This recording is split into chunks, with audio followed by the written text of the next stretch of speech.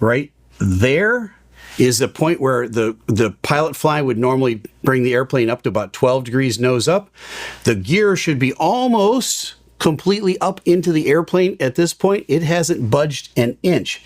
You're going to see on a 787 the ends of the wings start to bend a little bit. They usually bend a lot more than this airplane. Why? Because as the airplane's picking up speed and it's picking up lift over those wings, those composite wings really bend. That is an indication, a visual indication, they're really getting a lot of lift. This 787 is not getting a lot of lift right now, but nothing's going on with the engines as far as I can see. Now, let me continue with this. At this point, watch the nose. It starts to go over right there. It starts to come back over. Why is it doing that?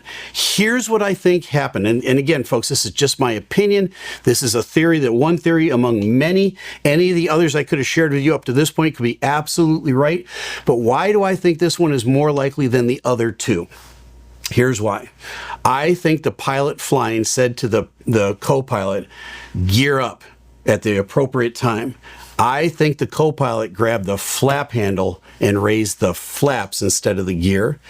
If that happened, and this is a big if that happened, this explains a lot of why this airplane stopped flying, why the lift over the wings died.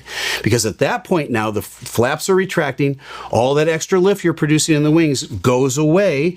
You're already slow, you already got the power pushed up all the way. This airplane's as heavy as it's ever going to be in this flight, and you still got those great big landing gear out there producing all sorts of drag. This is a bad combination at this point. You see the nose now start to come over. Now, why would the nose come over? Because the airplane is trying to create as much lift as it can over those wings. And if the flaps are coming up, it's going to nose over to get even more airflow over those wings. That's going to be a very, very uncomfortable feeling for the pilot at the controls. Why? Because he's losing airspeed and he's going to begin to lose altitude now. Remember, he thinks the gear has come up. He might not know that the flaps came up. He just sees a motion over next to him, and he's looking outside going, wait, what's going on? It's all very confusing, and it all happens in a split second. Let's watch.